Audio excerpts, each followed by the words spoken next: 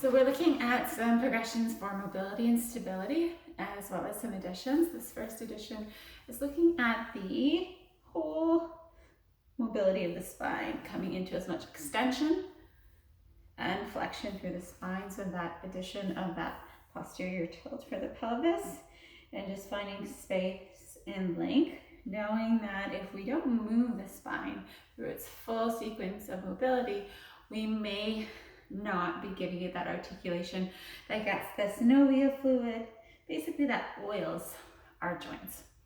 So coming into as many as 10 or 20 repetitions to break up the day.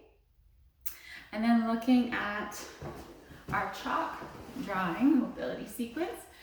Now our thoracic spine, upper back, wants to also be able to twist and open up. And our lats want to lengthen.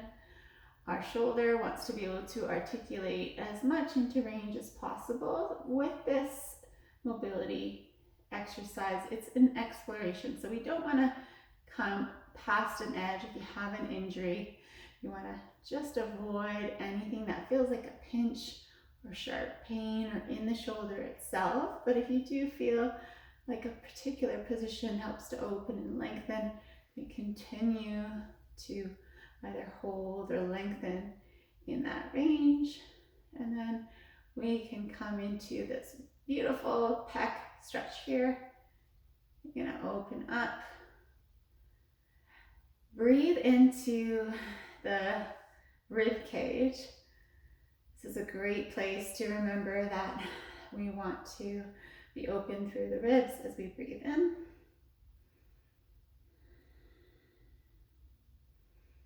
And then we might feel like we're limited by the shoulder. We might feel like we're limited by the spine. When we get to an edge that feels like that's about it for us. Or if we feel like there's a bit too much sensation or tingling, you're gonna come out and then just reverse the circle. So that does not have to look any certain way. It can be through this range, it can be further and tracing. It just really depends on the state of your shoulder at the time, and then coming back. So you can go through 5 to 10 repetitions of this one as well. Now looking at strengthening through the spine, really the purpose, not for the spine, for the back.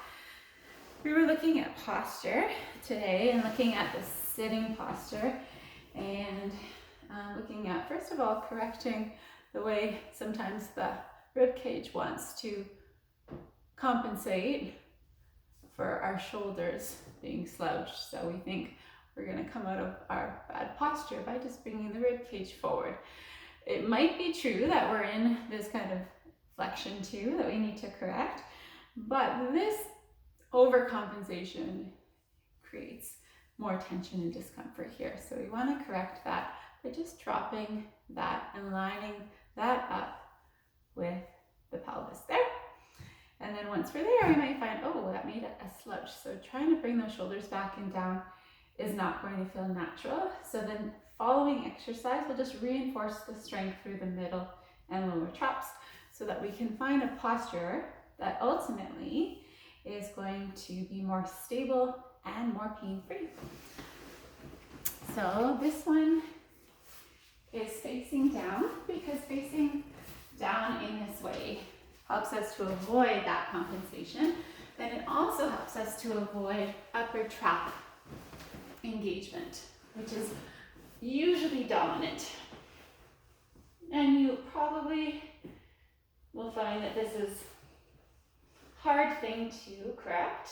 So you're going to, first of all, with the side that's affected, bring that shoulder down and back, and you can bring the hands off slightly and hold that for 5 seconds. You'll do 10 repetitions of 5 seconds for now. You can progress to 10 seconds if you feel like you're able to hold that. And you can also do the other side.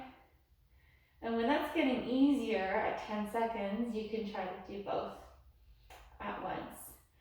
Notice that if you're getting tired, you're going to want to start to use your back to find that strength, don't do this. If you find that that's happening, again, try to drop that rib cage over or in line with your pelvis, and holding this in that way will help to engage the muscles we're looking to engage. So those were the 3 additions.